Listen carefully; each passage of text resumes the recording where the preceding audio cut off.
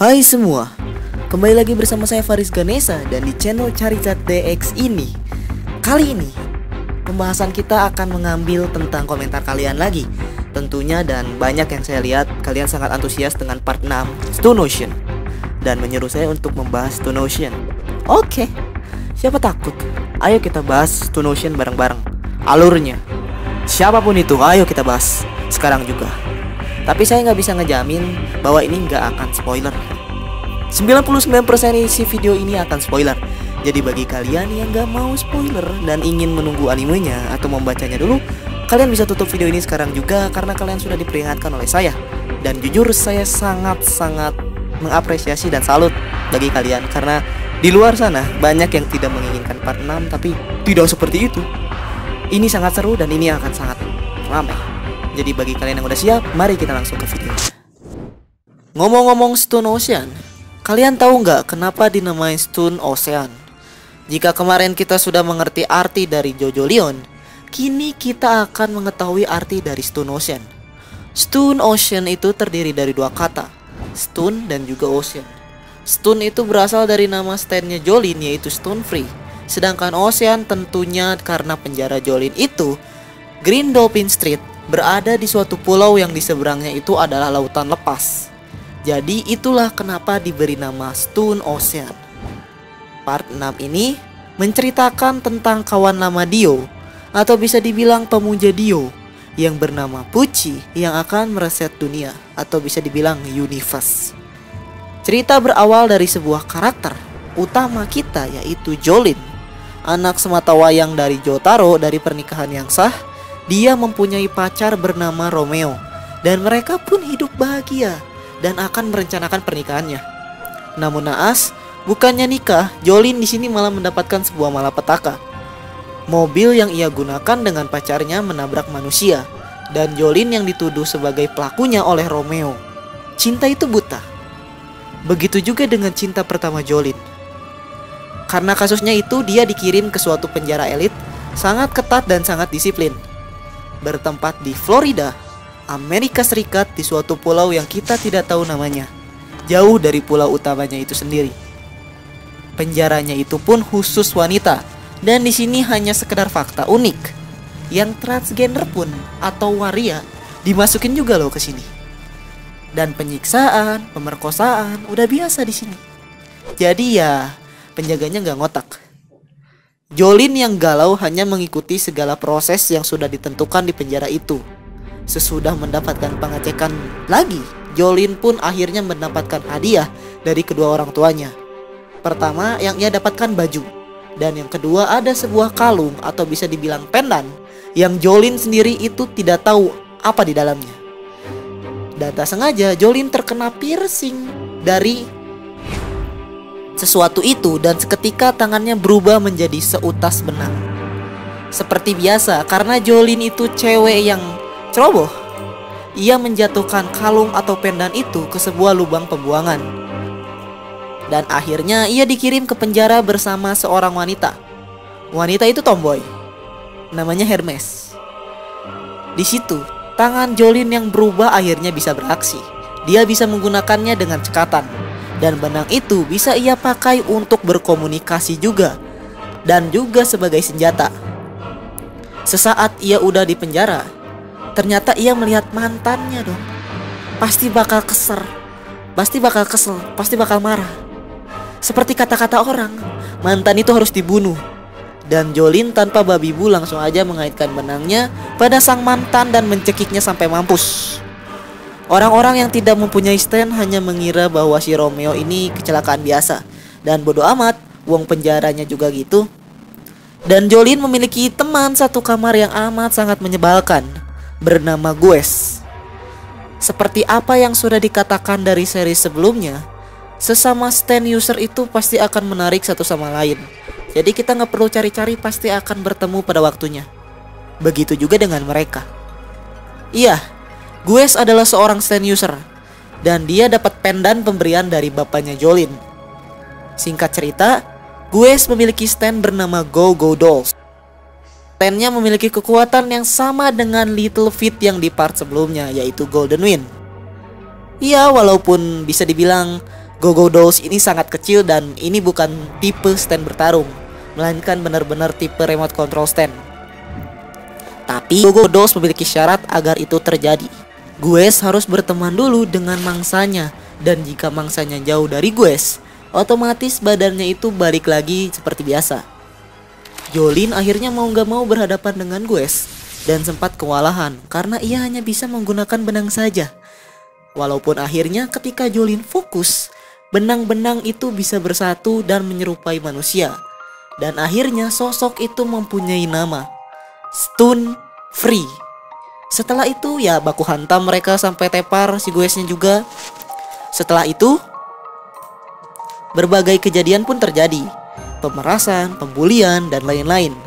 Hingga datanglah sebuah anak-anak memakai baju baseball bilang, "Besok akan ada orang yang akan menemuimu. Jangan pernah menemuinya. Sesuatu yang lebih buruk dari kematian itu akan terjadi jika kamu menemuinya." Jolin yang tidak mengerti hanya diam dan cengak-cengok aja. "Apaan sih?" kata Jolin kan. Besoknya akhirnya ia bertemu dengan orang itu, yang ternyata adalah bapaknya sendiri, Jotaro Kujo. Jotaro menginformasikan bahwa ada seseorang bernama Jonggali A akan membunuh Jolin, seorang penembak jitu. Dan tanpa mereka sadari ternyata Jonggali A sudah menyerang. Tapi yang lebih anehnya lagi, ketika mereka diserang ada rokok yang menyala dengan bersemilir asap. Dan pertempuran hebat pun terjadi. Namun sayang, apa yang mereka lakukan ternyata hanya ilusi semata dari stand misterius berwarna putih. Jolin dan Jotaro pun akhirnya sadar dan mencoba kabur dari penjara itu. Tapi ternyata takdir berkata lain.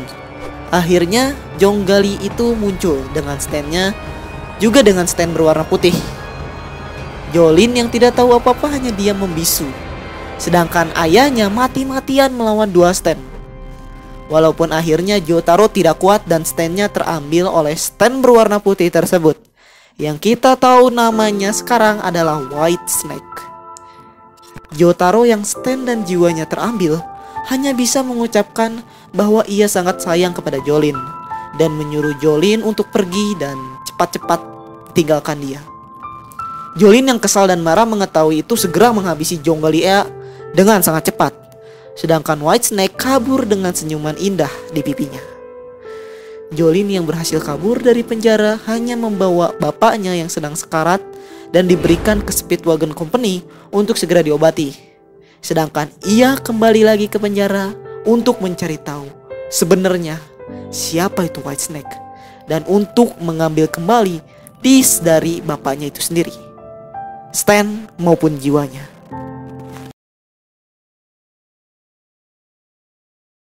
Di sisi lain, kita dihadapkan pada satu wanita yang sedang berbaring di ruang kesehatan.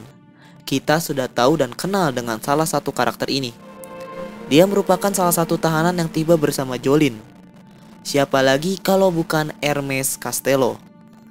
Dia mengalami demam yang sangat tinggi, menyebabkan ia harus dirawat inap. Dan ternyata semua itu Hermes lah yang telah menemukan pendan itu. Dan terkena piercing dari benda tersebut. Hingga akhirnya benda tersebut ia jual ke Gues, dan itulah kenapa pendan itu sudah ada di Gues. Sejak kejadian itu, ternyata Hermes mendapatkan sebuah stand yang awalnya ia tahu sebagai stiker. Stiker ini unik, dimana jika kita menempelkan sesuatu stiker ke satu objek, objek itu akan menduplikat yang awalnya satu jadi dua. Dan jika Hermes melepaskan stiker tersebut, objek itu akan menjadi satu dan kembali menjadi normal, dan menimbulkan damage juga. Akhirnya di sini Hermes mendapatkan debut pertamanya. Ia bertemu dengan seorang janitor, atau kalian bisa lihat atau kalian bisa sebut juga dengan office boy bernama Lightning McQueen. Maksud saya Thunder McQueen. Dan standnya yaitu Highway to Hell. McQueen ini mempunyai mental disorder yang ia dapat karena depresi. Jadi dia adalah janitor yang bisa dibilang sad boy dan tujuannya hanya ingin bunuh diri saja. Kekuatan dari Highway to Hell ini adalah berbagi damage. Jika McQueen ini bundir dengan cara gantung diri, maka Hermes akan mendapatkan damage yang sama. Tetapi Highway to Hell ini memiliki keunikan. jika McQueen gantung diri, Highway to Hell ini akan muncul di sekitar lehernya Hermes. Tetapi jika tenggelam, stand ini akan membentuk cairan liquid yang memekap Hermes. Bisa berubah tergantung situasi dan kondisi. Bagaimana cara McQueen itu bunuh diri? Walaupun akhirnya Hermes berhasil melumpuhkan McQueen dan segera pergi jauh-jauh dari janitor itu. Tapi tak lama dari itu, Hermes bertemu dengan anak yang memakai topi baseball yang sudah ditemui Jolene dan mengajak Hermes untuk masuk ke suatu ruangan musik.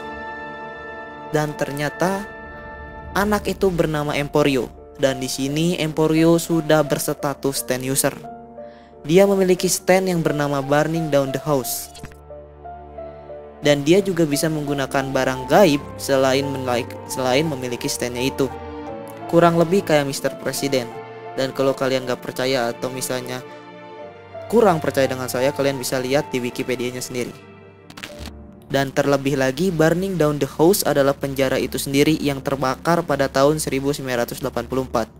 Beberapa saat kemudian, Hermes harus melawan McQueen lagi karena ternyata ia belum tepar dan berniat bunuh diri lagi dan lagi.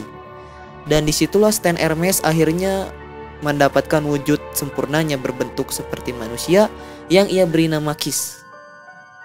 Kita masuk ke part selanjutnya ya, dimana kali ini ternyata ada beberapa tawanan yang kabur atau bisa dibilang hilang.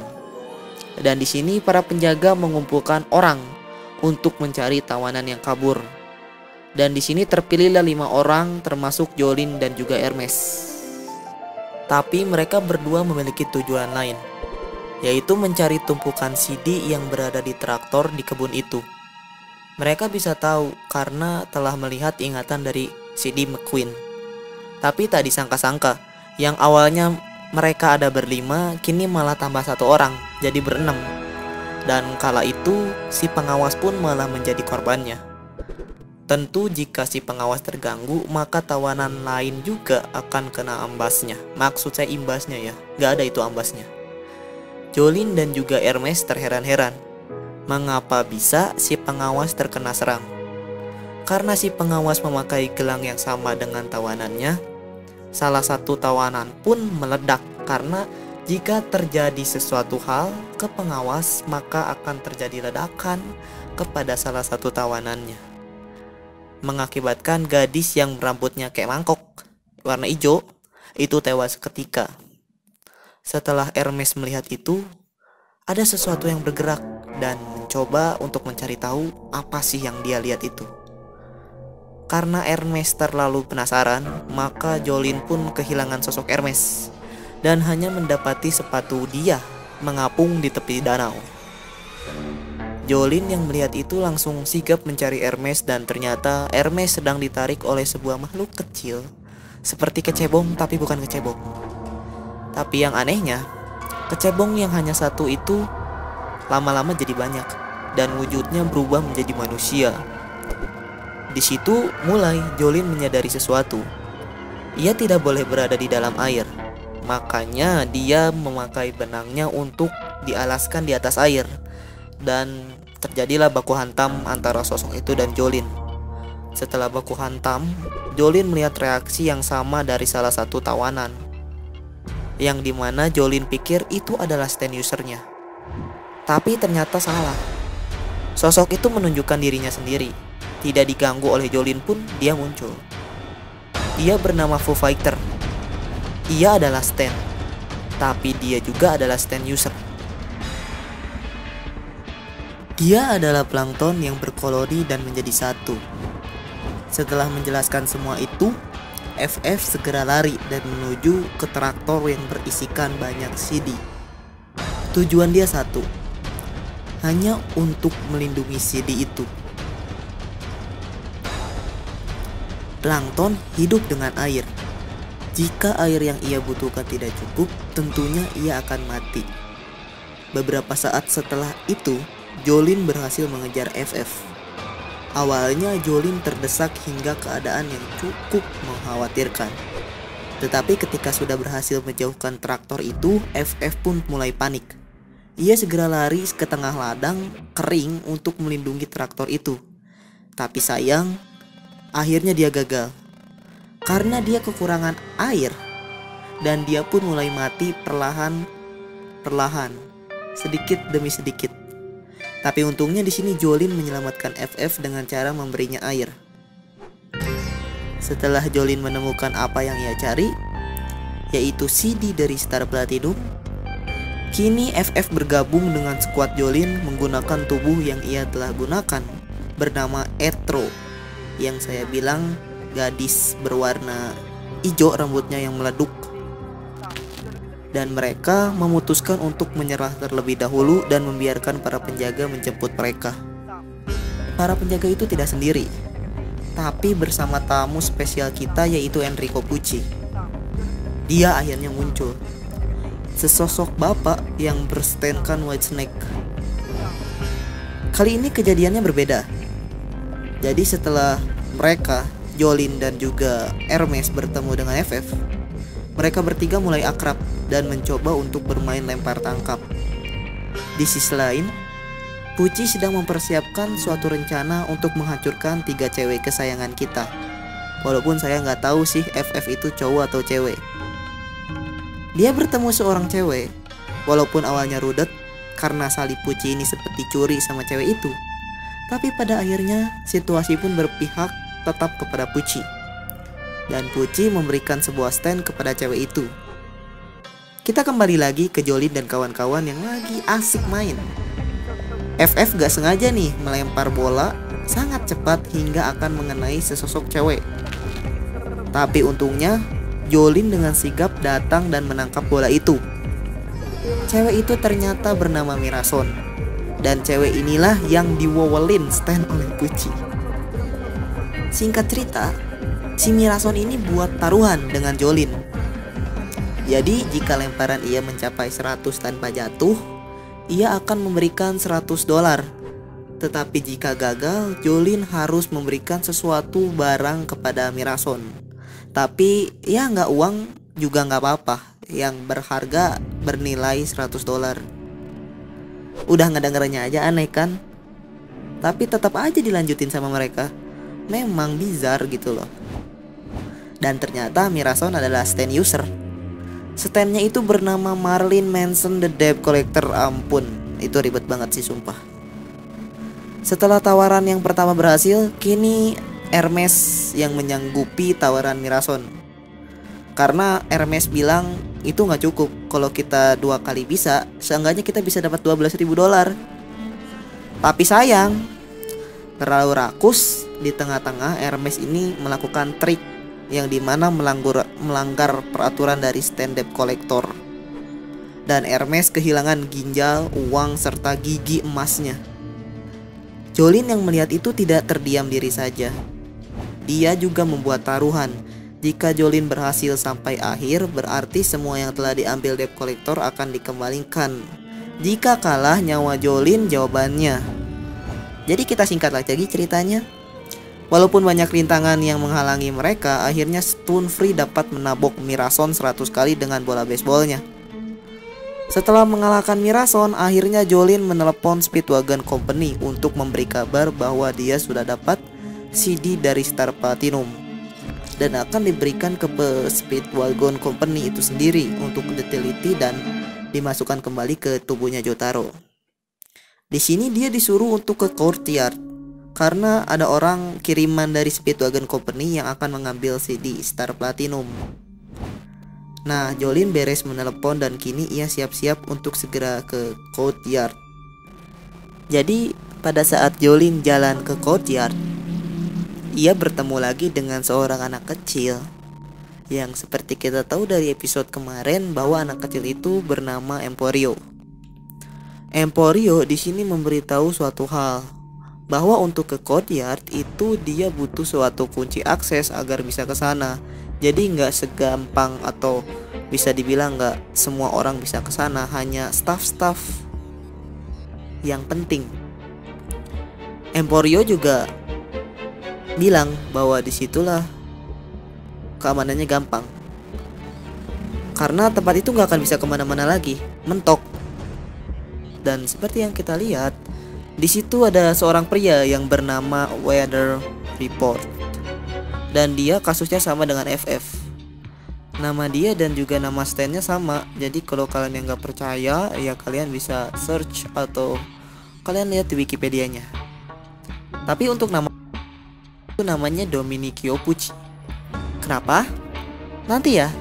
Saya lanjut dulu yang ini, baru kita cerita-cerita lanjut lagi, karena Domenichio Pucci juga akan tersambung di next part. Setelah itu, Jolin meminta rute terdekat untuk melewati courtyard kepada Emporio, dan di situ Emporio sangat membantu sekali karena rute yang dia berikan itu adalah rute terdekat, dan rute itu adalah melewati factory.